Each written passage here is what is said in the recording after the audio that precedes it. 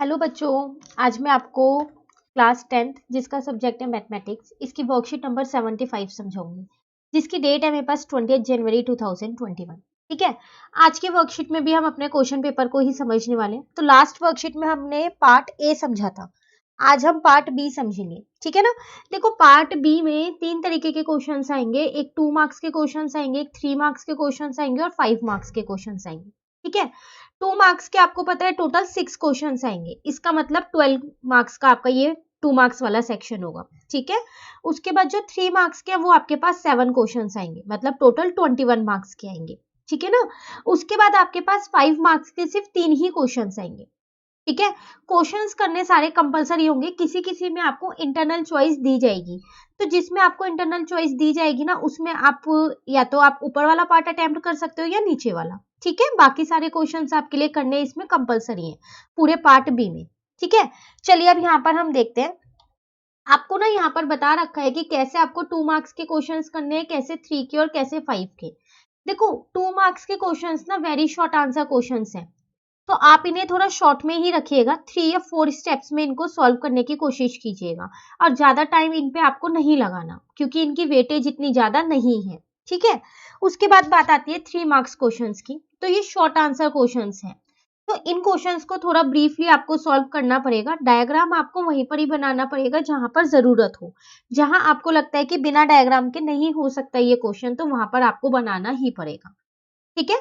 उसके बाद आता है आपके पास 5 मार्क्स क्वेश्चन। तो ये आपके पास लॉन्ग आंसर क्वेश्चंस होते हैं और 3 ही क्वेश्चंस आएंगे। एक आपको इंटरनल चॉइस मिलेगी, मतलब 4 क्वेश्चंस होंगे, एक में इंटरनल चॉइस होगी। ठीक है। अब इन क्वेश्चंस को आपको अच्छे से एक्सप्लेन करना है। जहां पर आपको लगता है कि फॉर्मूला यूज करना चाहिए, हमने यूज किया है, तो वहां पर आप साइड में ऐसे ब्रैकेट बना के फॉर्मूला जरूर लिख के आओगे। ठीक है। साथ के साथ डायग्राम जिस क्वेश्चन में जरूरत है उस क्वेश्चन में बनाओगे ही बनाओगे, वरना आपके जो मार्क्स हैं वो कट हो जाएंगे अगर आपने डायग्राम नहीं बनाया। ठीक है। अब 5 मार्क्स के क्वेश्चन है तो ये कुछ टाइम तो लेंगे ही लेंगे, जब लेंथी क्वेश्चन है तो। ठीक है। तो आप इन पे अच्छे से टाइम स्पेंड कीजिएगा अपना, मतलब इनको अच्छे से कीजिएगा। एक बार आपके ये 3 क्वेश्चन हो जाएंगे तो आपके 15 मार्क्स अच्छे से कवर हो जाएंगे। तो वो मार्क्स तो आपके पक्के हैं कि आने ही आने हैं। ठीक है। फिर आप आइएगा 3 मार्क्स के क्वेश्चन पे। ठीक है। चलिए अब आज हम देखने वाले हैं कि ये 2 मार्क्स, 3 मार्क्स और 5 मार्क्स के क्वेश्चंस आएंगे कैसे। तो देखिए, आज की वर्कशीट में ना हमारे को 3 ही क्वेश्चंस दिए उन्होंने। यही 3 चीज माइंड में रख के, एक 2 मार्क का दे दिया, एक 3 मार्क्स का दे दिया और एक 5 मार्क्स का दे दिया। ठीक है। अब हम इसको देखो करेंगे कैसे। जैसे कि क्वेश्चन नंबर 1 अगर हम यहाँ पर देखें, तो वो आपसे यहाँ पर क्या कह रहे हैं, find out the given triangles are similar. कह रहा है जो 2 ट्राइंगल्स आपको दे रखे हैं, सबसे पहले तो आप ये फाइंड आउट कीजिए कि ये सिमिलर है। इफ यस, अगर ये दोनों सिमिलर हैं, then write the sequence of similarity. तो आप फिर उनके सिमिलैरिटी की सीक्वेंस लिखिए। ठीक है। तो देखिए फिगर यहाँ पर बनी हुई है। अगर आप पे टाइम हो एग्जाम में तो एक बार आप अपनी आंसर शीट पे इस फिगर को दोबारा जरूर बना लीजिएगा। ठीक है। अब हम यहाँ पर देखते हैं। सबसे पहले मैं बात करती हूँ इन ट्राइंगल DEF की। देखो, अगर हम ऐसी फिगर देखें तो मैं देख के नहीं बता सकती कि ये सिमिलर है या नहीं है। क्यों? क्योंकि दोनों ही ट्राइंगल में ना मुझे 2-2 एंगल तो दे रखे हैं, लेकिन तीसरा एंगल मुझको नहीं दे रखा। तो पता है मैंने क्या किया, पहले इन दोनों में तीसरे वाले एंगल को निकाल लिया, ताकि मुझे पता चले क्या ये तीनों एंगल्स इसके इन तीनों एंगल्स के बराबर है या नहीं है। ठीक है। तो फिर मैंने इन ट्राइंगल DEF लिखा। आपको पता है कि तीनों एंगल्स का सम जो है वो 180 होता ही नहीं होता। तो angle D plus angle E plus angle F is equals to 180। अब आपको ये 70 दे रखा है, ये 71 दे रखा है, ये नहीं दे रखा, तो हम इसको निकाल लेते हैं। तो एंगल F आपके पास कितना आ जाएगा, 180 माइनस 70 माइनस 71। तो एंगल F आपके पास आ गया यहाँ से 39 डिग्री। ठीक है। तो ये हमें मिल गया 39 डिग्री। अब हम दूसरे वाला ट्राइंगल लेते हैं, कौन सा, इन ट्राइंगल PQR। ठीक है। इसमें भी आपके पास angle P plus angle Q plus angle R जो है वो 180 डिग्री का होगा। ठीक है ना। तो अब हमारे को एंगल P पता है, एंगल Q नहीं पता, एंगल R हमको पता है 71 डिग्री। यहां से मैंने एंगल Q निकाल लिया, तो वो आया मेरा 180 माइनस 39 माइनस 71। ठीक है। तो मेरा यहाँ पर वो आएगा 70 डिग्री। ठीक है। अब मैं अगर इन दोनों ट्राइंगल्स की बात करूं, कौन कौन से की, इन ट्राइंगल DEF की एंड ट्राइंगल QRP की, ठीक है। तो एंगल D जो है वो एंगल Q के इक्वल है, देखो दोनों ही 70 डिग्री के हैं। एंगल E जो है वो एंगल R के इक्वल है, दोनों ही 71 है, ठीक है ना। और एंगल F जो है वो एंगल P के इक्वल है, क्यों, क्योंकि ये दोनों ही 39 डिग्री है। तो देखो आपसे क्या रहता है, find out if the given triangles are similar, तो यहां आप लिख देना yes the given triangles are similar, ठीक है। उसके बाद कह रहा था अगर ये सिमिलर है तो आप इसका सीक्वेंस लिखो, तो ये हमने यहां पर इसका सीक्वेंस लिख दिया, ठीक है ना। तो इसका मतलब ट्राइंगल DEF जो है वो सिमिलर है ट्राइंगल QRP के, ठीक है। तो ये आपके पास था 2 मार्क्स का क्वेश्चन। कभी भी ऐसा मत कीजिएगा कि आपको पता है इसमें 3 to 4 स्टेप्स लिखने हैं, तो आप इतना शॉर्टकट में कर रहे हो कि आपका आंसर ही गलत आ जाए। ऐसा कीजिएगा कि आपको खुद ही समझ में आए कि वो क्वेश्चन का आंसर आप कर क्या रहे हो, ठीक है। चलिए क्वेश्चन नंबर 2 देखते हैं। 3 मार्क्स का क्वेश्चन है, ये चैप्टर नंबर 11 का क्वेश्चन है कंस्ट्रक्शन का। आपको पता है कंस्ट्रक्शन का एक क्वेश्चन कंपलसरी आएगा ही आएगा, और इससे रिलेटेड आपके पास वर्कशीट्स भी आई हैं। लास्ट वर्कशीट्स आपके पास इसी चैप्टर की थी, 71, 72 और 73 वर्कशीट, है ना। चलो देखते हैं यहाँ पर आपसे क्या कह रहे हैं, divide the line segment AB 8 centimetre in the ratio 1:3। आपको क्या करना है, एक लाइन सेगमेंट बनानी है AB और उसको डिवाइड करना है 1:3 में। तो देखो मैं यहाँ आपको कंपास से नहीं बता रही हूँ, क्यों, क्योंकि मैंने आपको जब वर्कशीट करवाई थी तो ये बिल्कुल अच्छे से कंपास से और पेंसिल स्केल सब प्रॉपर्ली कॉपी पे समझाया था, ठीक है। तो मैं इसके आगे वर्कशीट्स जरूर लिख दूंगी कि ये 3 वर्कशीट्स थी आपके पास कंस्ट्रक्शन की, आप इन्हें देखिएगा, इसमें मैंने आपको बहुत अच्छे से समझा रखा है, ठीक है। अभी मैं आपको एक रफ फिगर से इसको समझा देती हूँ। देखो आपको क्या करना है, यहाँ पर एक AB लाइन सेगमेंट बनानी है 8 सेंटीमीटर की, ठीक है। उसके बाद आप क्या करो, यहाँ पर एक एक्यूट एंगल बना लो, एक्यूट एंगल मतलब 90 से छोटा, और एक एक्यूट एंगल यहाँ बना लो, ठीक है ना। अब आप क्या करो, 1:3 है, तो यहाँ पर कितने भी सेंटीमीटर का आप कंपास खोल सकते हो, कितनी भी रेडियस का, पर एक बार खोलने के बाद आप बंद मत कीजिएगा, ठीक है।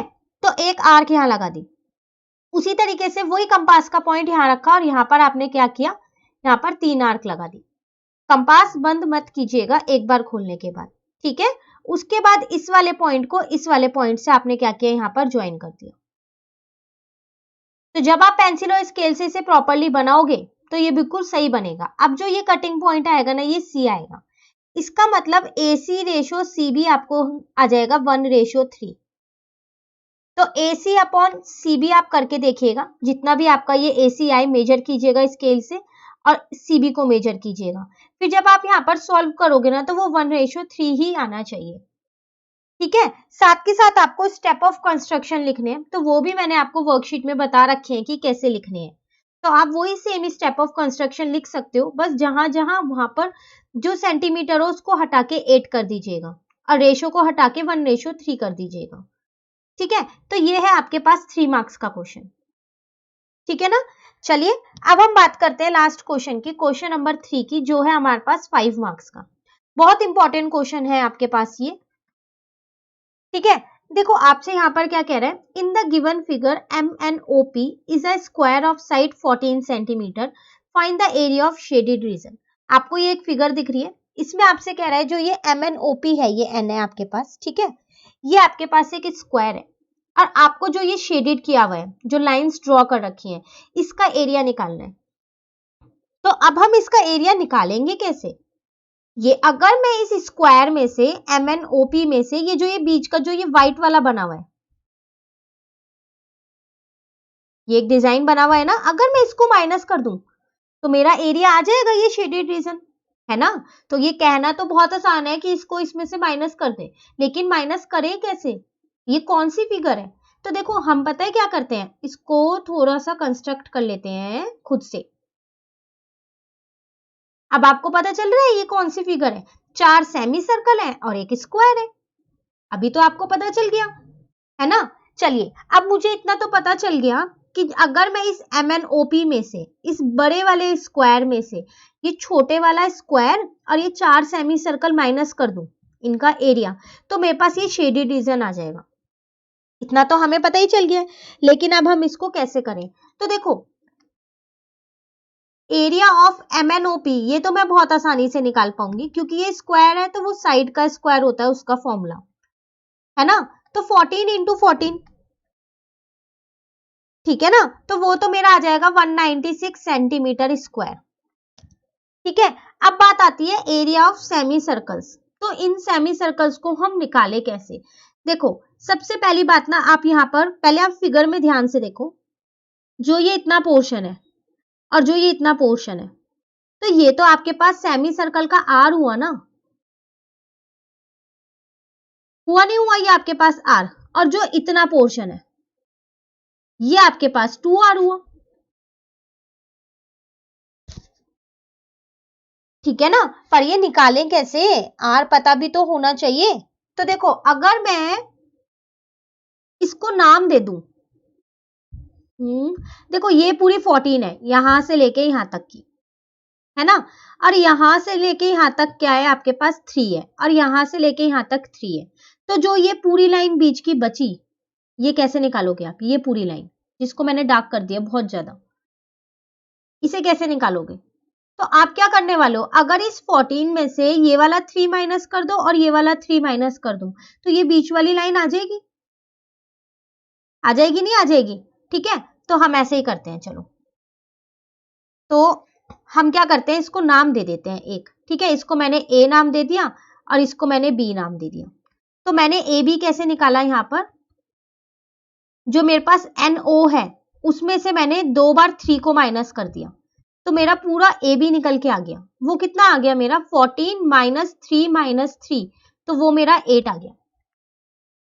ठीक है, अब अगर हम एक्चुअल में देखें ए बी है कितना, एक आर ये है, 2r ये है और ये वाला r है, तो A B is equals to r plus 2r plus r, है ना, और ए बी की वैल्यू तो 8 है और यहां पर आ जाएगा 4r।